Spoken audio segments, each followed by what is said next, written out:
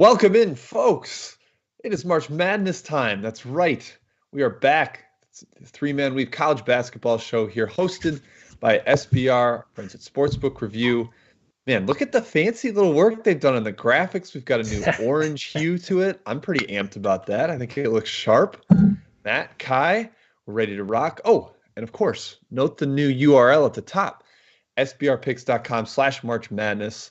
That is where you go for your needs here in terms of March Madness betting, lots of write-ups they will have, just in addition to everything we're going to be offering you here on the show.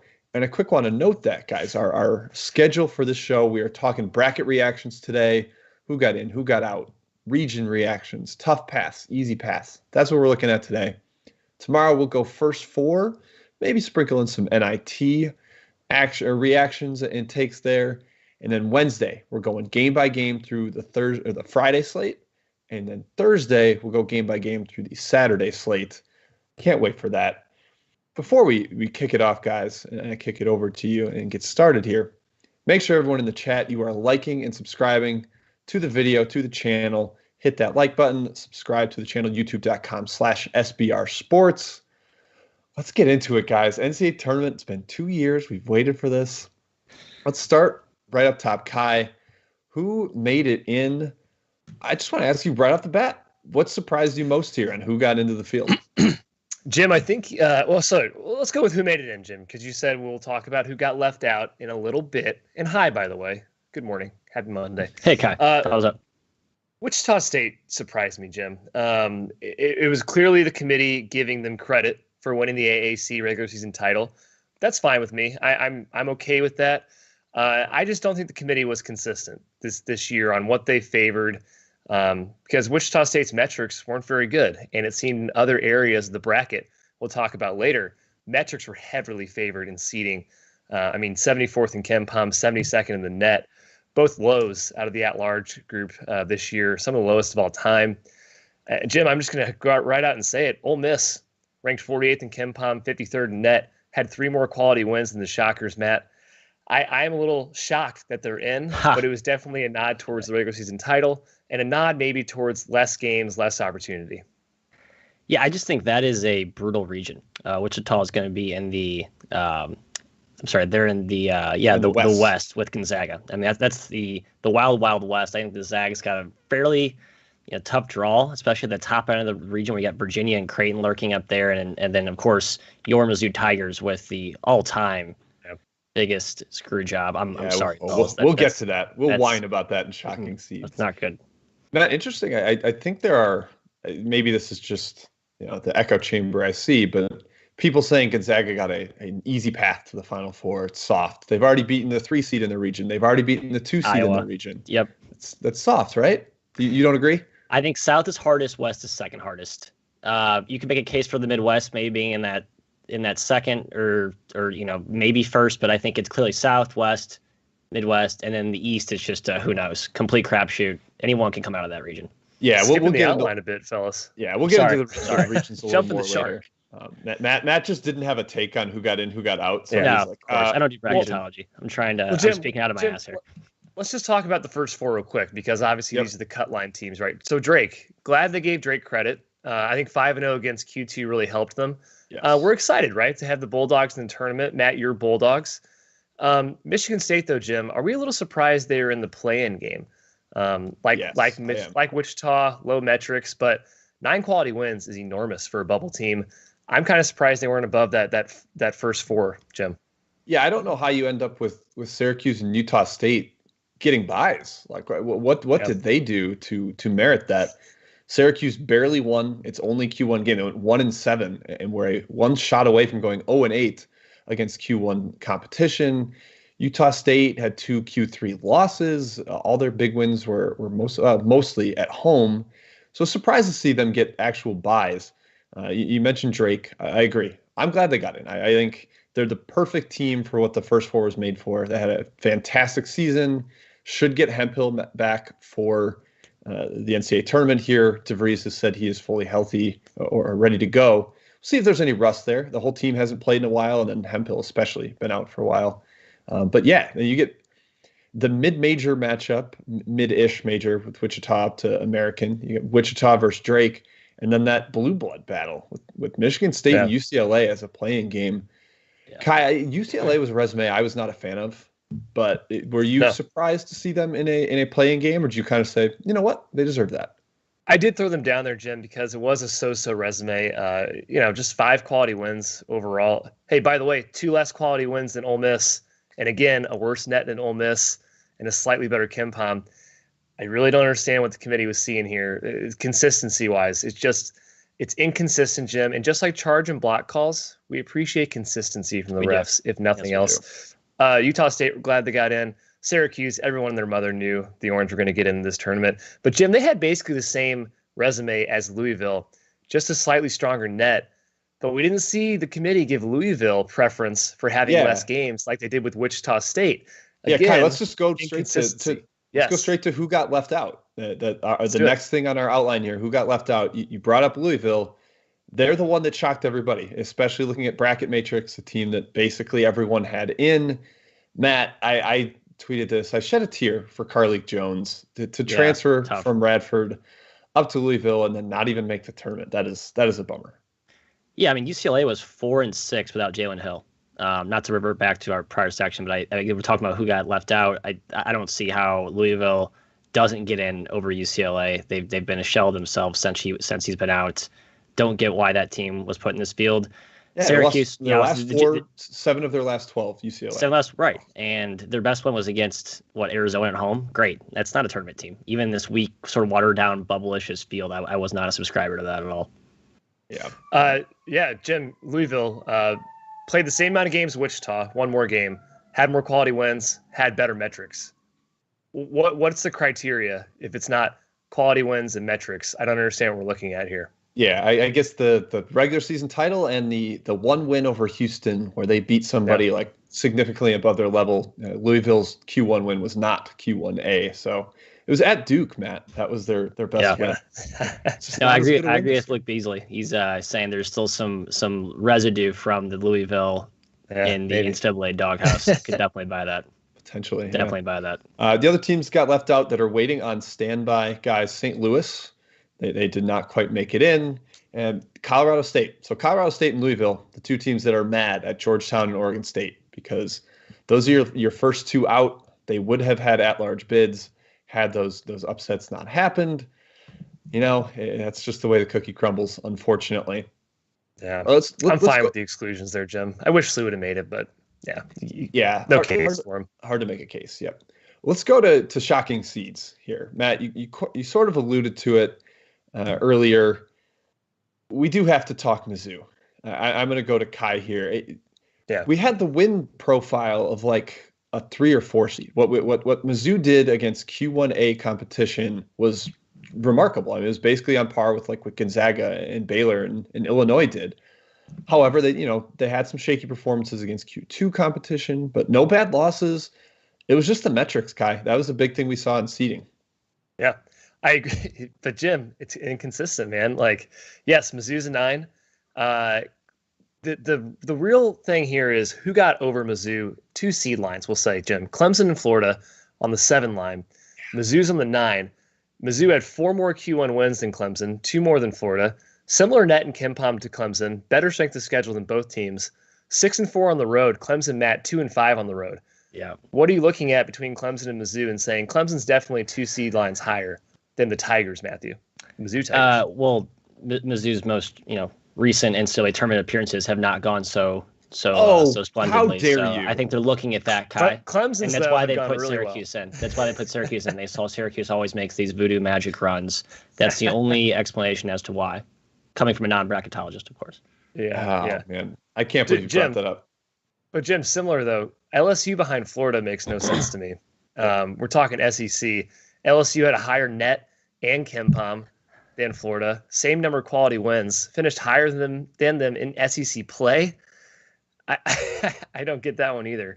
Yeah, Florida better non-con strength of schedule. That's about it. LSU went farther in the conference tournament. Florida had a Q3 loss. Florida actually lost 4 times outside of Q1. LSU only lost once outside of Q1. I am truly confused by that one. It didn't really make sense to have LSU. To full disclosure, folks, we both I missed Florida and Mizzou by more than one seed in bracketology, so that bummed me out, surprised me. But let's go to regions. Actually, before we do, one more seed I want to bring up. Somebody mentioned in the chat, Loyola Chicago, because Ky, we're talking about metrics, and we think that those mattered a lot in terms of seeding. This is it right here. Loyola's very similar resume to San Diego State, if you want to make a comparison. And they're 2 seed lines below them. How's that happen? I agree. San Diego State's got more wins, Jim, but the metrics favor Loyola. So again, it's inconsistent. And to put them 2 seed lines apart, you want to give San Diego State a 7, Loyola 8, or San Diego State a 6, Loyola 7. Okay, but 6 and 8 just doesn't make a whole lot of sense to me. It's a strange process. There's clearly a lot of subjectivity that goes into it, not just objectivity, and that's why it's hard to predict. Yeah, Matt, are you you think this is like one of the best 8 seeds ever, considering Loyola is a top 9 team in KenPom?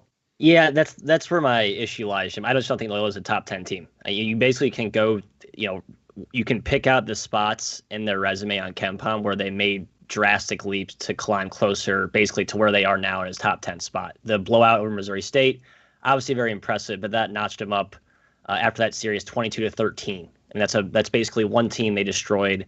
Yeah, with very impressive effort. I just don't think it warrants a 10-point bump. And then what they did to Drake when Drake was injured, Drake's KenPom rating slightly inflated from when they had both Tank Hemphill and Roman Penn in there. They beat them, so they waxed them in the opener, and then they lose a very close one in the second game, again boosting that rating. So Loyola's awesome. Without Hemphill. Without Hemphill, right. Yeah. But the KenPom rating doesn't reflect that. So again, Loyola's a top 20 fringe team. I don't think they're a top 10 team. So I'm not like all up in arms about Loyola being underseeded because the metrics have them as a top 10 squad. I do feel bad for Illinois because that could be a brutal matchup second round. Yeah, I mean, I kind of just think even if you agree they're top 20, then an 8 seed is still underseeded. Right, that's true. That's true. It felt like they earned the right to not have to play a 1 seed in the second game. Like I like when those 8-9 games are somewhat underachieving power of conference teams that like prove it. You have to beat a 1 seed. It's tough to put a mid-major there. It does feel different from like the Wichita, case studies in the past, Valley team, underseeded in court in the eyes of many. I thought they were legitimately underseeded, like they're fringe top 15, even top 10. I just don't think Loyola is quite in that same class relative to the field this year. All right, fair. Let's go to toughest region here. Matt, you started to get into this earlier. We'll stop making you talk about bracketology. Good. What are you looking at here? I'll ask it to you 2 ways. What's the toughest region for the 1 seed? Yep. Which one is the toughest one, the toughest path? And then Ky, I'll have you answer this one. What's the toughest region to pick in terms of filling out your bracket and trying to figure out who your Final Four squad should be? Matt, go first. Yeah, so that's a great way to put it, Jim. From the 1 seed vantage point, I think Illinois has the toughest path in the Midwest. If you just say what's the overall toughest region, all 16 teams or by region, I think the West, South, Midwest are pretty close. But from Illinois' vantage point, you got Houston lurking at the bottom of the bracket, who will be my pick to come out of that region, I think. Then you have the potential. Spoiler, we got Final Four picks coming later. I think it's still TBD, Jim. Still workshopping the process here, but I think that will be my pick. But we talked about the Loyola matchup looming second round. That's even if they get back Georgia Tech, with that weird quirky zone. I think the Yellow Jackets can be testy. You have Cade as the 4 seed who can obviously beat anyone in the country. They've proven that down the stretch. And then there's one more team I'm forgetting there. And Tennessee. Tennessee's the team I'm buying more into West Virginia in terms of being able to make a run. I think the way they played down the stretch was much more emblematic of the team, Ky, we saw that was so dominant in late December, early January. I think Houston has a pretty easy bottom half of that bracket. West Virginia doesn't really scare me that much. I think they get to the Elite 8 fairly easily. Yeah, first of all, I think every region's tough. In my opinion, these are the toughest 7 through 9 seeds I can recall. You look at UConn and Oregon, 2 teams that would probably be seeded way higher if they had a normal season. Yes. Mizzou is a very underseeded 9 seed. We talked about Loyola already. Georgia Tech, North Carolina, Wisconsin, Oklahoma. I mean, these are really good 7 to 9 seeds. So every region, in my opinion, is tough. I think the West is the toughest. We talked about Mizzou. Gonzaga is the best team in 20 years, in my opinion. Creighton just won the Big East. Very dangerous. Santa Barbara might be the best 12 seed. They could easily beat Creighton. List goes on and on here. This is a very, very tough region. Not even including Oregon, Iowa, Kansas. Who's Kansas? Matthew Still. Jim, toughest to pick though. I think it's the East. I just don't know what to do. In the East, you can pick 5 different teams to make the Final Four and probably make a pretty good case for it. Yeah, just looking at the odds to make the Final Four, and we can discuss this a little when we get to our picks, but I think the East is where you go a little rogue and try to chase something. Surprisingly this year, fairly rarely, the top 4 teams at KenPom are the top 4 seeds. The next 5 through 8 are all the 2 seeds. So you'd think it's a little bit of a top-heavy year, but it's that Isaiah Livers injury for Michigan that I think is really it kind of opens this field up. Without him, they're a slightly different team. They lose that 40 to 45% three-point shooter that spaces the floor for everybody else. Defends, does everything. Yeah, I think he is more valuable than his surface-level stats indicate. Yeah, I kind of think we see that a lot with shooters. I mean, think C.J. Frederick at Iowa. You can see what they're averaging per game, but the gravity, the shooting gravity, the spacing that they open up, it's just hard to replace somebody that's that elite at that skill. Yep. Okay, toughest region for me, East. I just kind of agree with Ky in terms of the toughest to pick. I look at the East and I could go in a lot of different directions. I think there's vulnerability at basically every seed line, especially in the top portion. It's going to be interesting to see who we end up with our in our Final Four picks. Mm-hmm. Do we want to do a little bit of chat here, Matt? I'm not sure what kind of questions are coming in. Are there things we feel like we could answer? Like obviously, we're saving game by game breakdown and individual picks and spread stuff for our Wednesday and Thursday show. Gives us a little more time to flesh out our takes, make sure we're comfortable with that. Gotta be buttoned up, baby. That's right. Jim, we got some questions more, teams, macro, not specific matchups, which as you mentioned, we'll save those. But we can talk about just our general take on certain teams, their value and their potential path. I can't read my own handwriting here. Niner Root is asking about who is the biggest sleeper in this tournament. He thinks it's UC Santa Barbara. Ky, I know you're a big fan. You just mentioned you think they're the best 12 seed. I think Winthrop's slightly better than UCSB, but you could argue that the 2 best 12 seeds are the 2 mid-major 12 seeds, UCSB, Winthrop, the other 2 being Georgetown and Oregon State, who I refuse to buy into no matter how many rabbits they pull out of their hat, Ky. Well, what's your sleeper definition? Is it who can win a first round? Define it as you wish. And then Santa Barbara's not making the Final Four. But sure, best case scenario, I think they can make the Sweet 16. You have Virginia and Ohio, which I think is a very dangerous matchup for Virginia. Someone mentioned in the chat, Virginia is flying to Indianapolis on Thursday. Won't be able to practice at all, really, before this game. And Ohio's dangerous. They're hot right now. They have really good guard play. They can shoot. I think it's actually a vulnerable Virginia. So, if Santa Barbara wins that game, if Ohio wins, if Virginia, who is vulnerable, wins, Santa Barbara could absolutely get to the Sweet 16. So, good call on a Sweet 16 sleeper, we'll say. Yeah, that's the little 4-team pod where I'm looking at a double-digit seed to be in the Sweet 16. I like Ohio and UC Santa Barbara quite a bit, both. Matt, I know you've been a big Creighton guy all year. Yeah, so.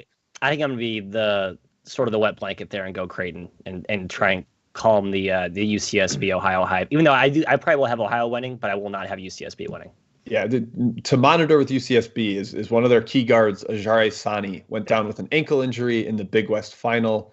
That matters. I'm the roster doctor. I'm always trying to you are get our chat folks up to date on injuries. So keep an eye out for that.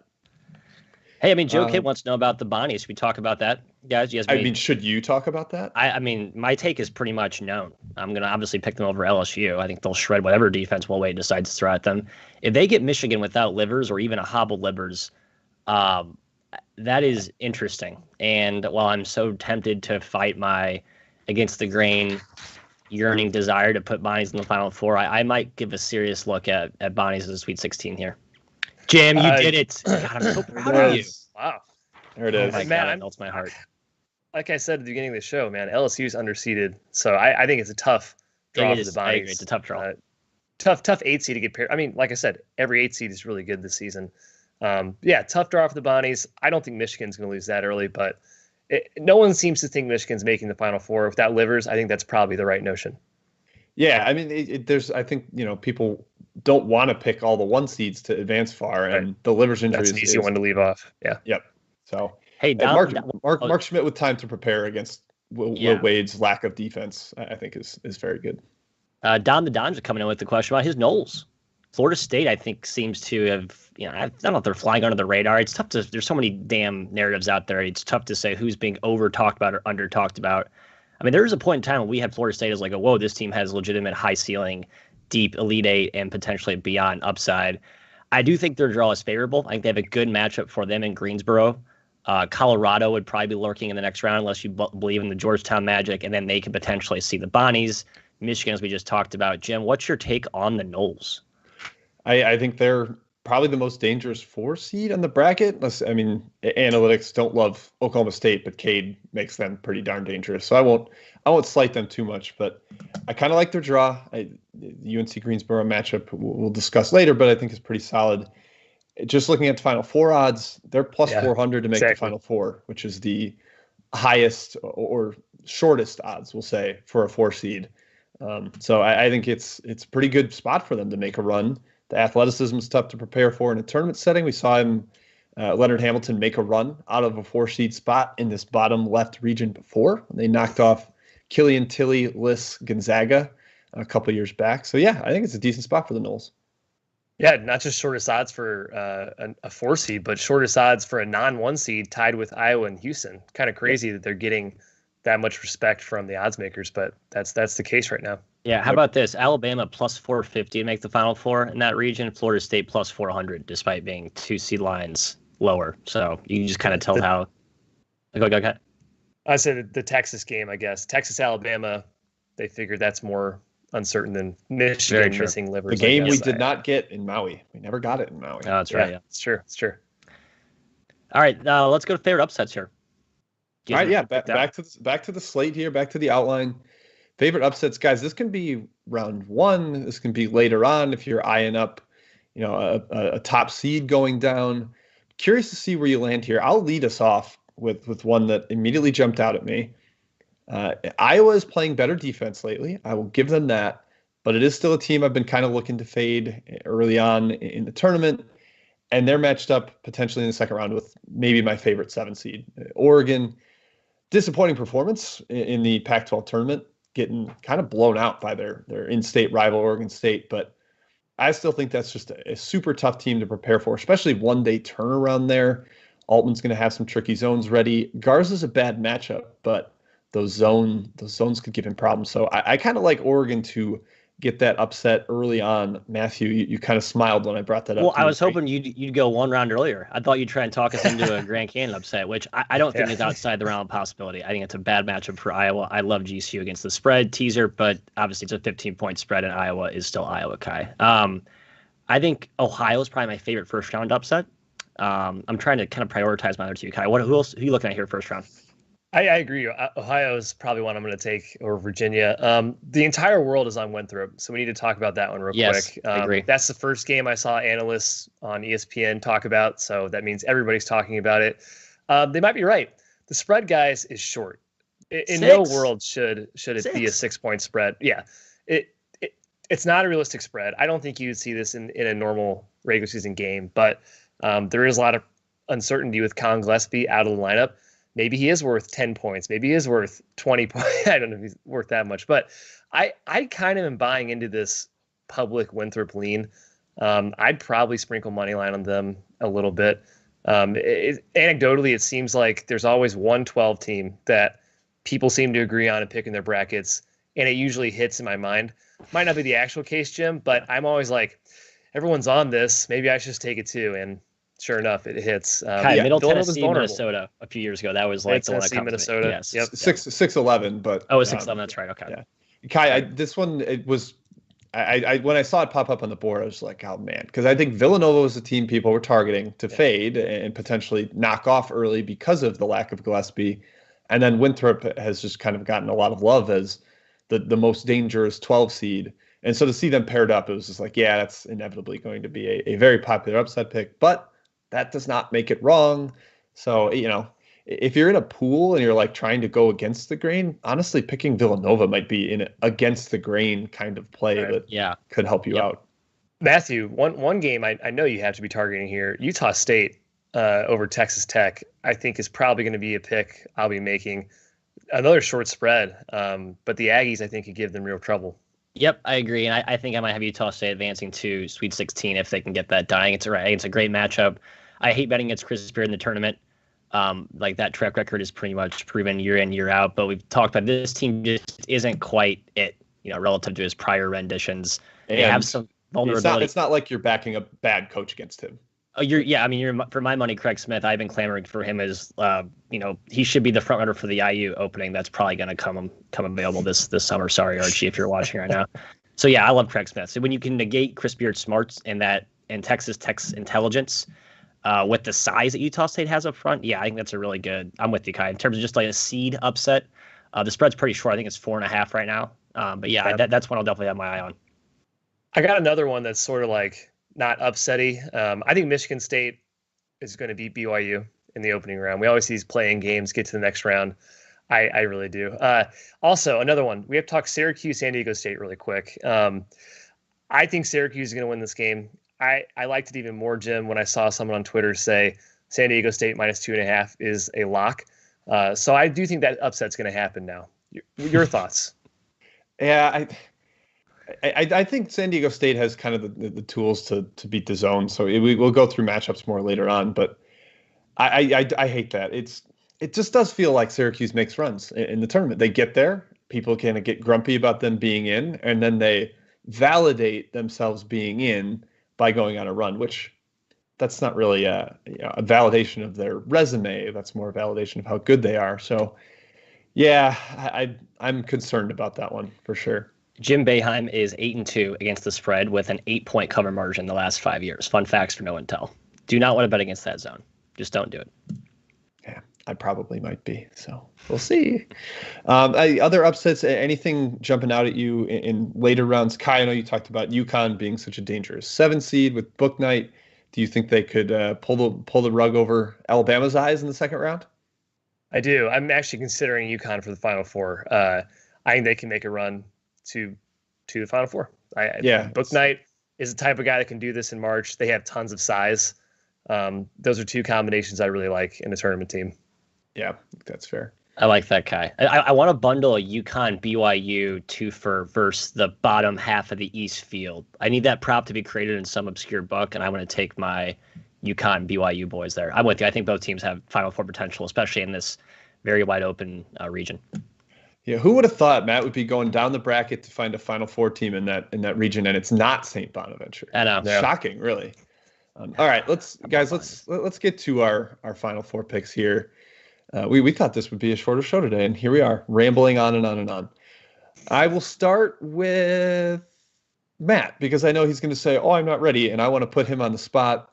What do you got for your Final Four picks here, kid? Gonzaga, Baylor, Houston, BYU.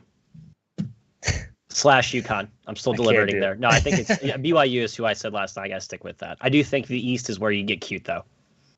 I agree. By the way, I think some crazy stuff's going to happen in the East and Midwest. I think Gonzaga and Baylor will make the Final Four. But I think someone completely unexpected is going to come out of one or both of these regions. Why not get a little bit crazy in your bracket picks, guys? So I like Gonzaga. I like Baylor. I'll take UConn for the show. I mean, this could all change as we look deeper into the brackets. And then, Matt, like you said, Midwest, I have no idea. Illinois, Oklahoma State, Houston, West Virginia. Sort of pick your poison there. I do like Houston's draw the best out of those. So maybe Houston will be my choice there.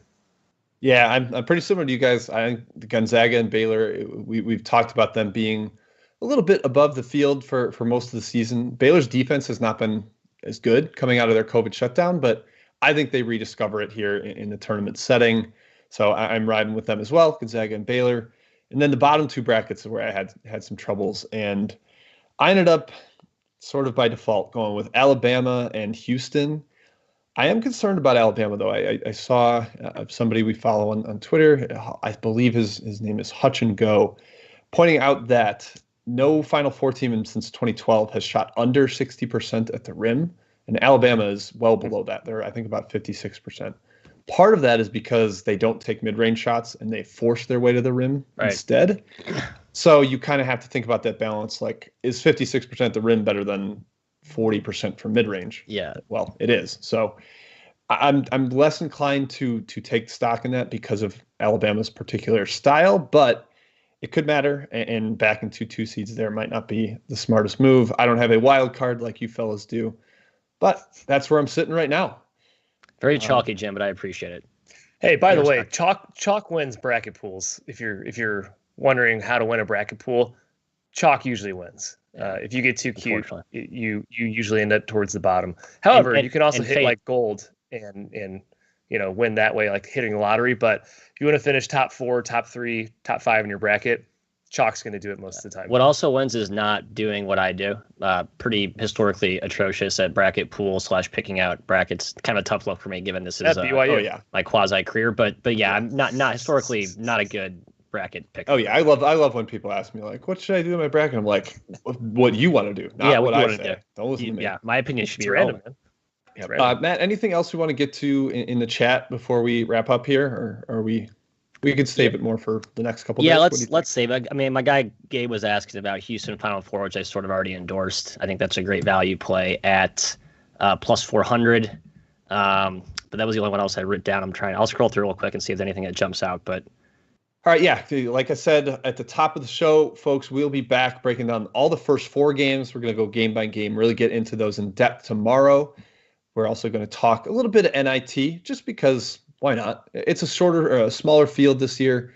We can talk about some of the teams that were sadly left out of our NCAA tournament. Maybe just give a champion pick and anything we like in terms of angle in the NIT. That will be tomorrow. But as for today, thank you for coming by, stopping by to our chat here. Again, check out sbrpicks.com/March-Madness. At the top of your screen, there it is. A lot of great resources there from our friends at SBR. Be sure to give them some love, and you can do that by hitting the like button on this video. On your way out today, make sure you hit like and subscribe to the channel, youtube.com/SBR Sports. Thanks again for coming by today. We will see you all tomorrow talking first 4. Until then.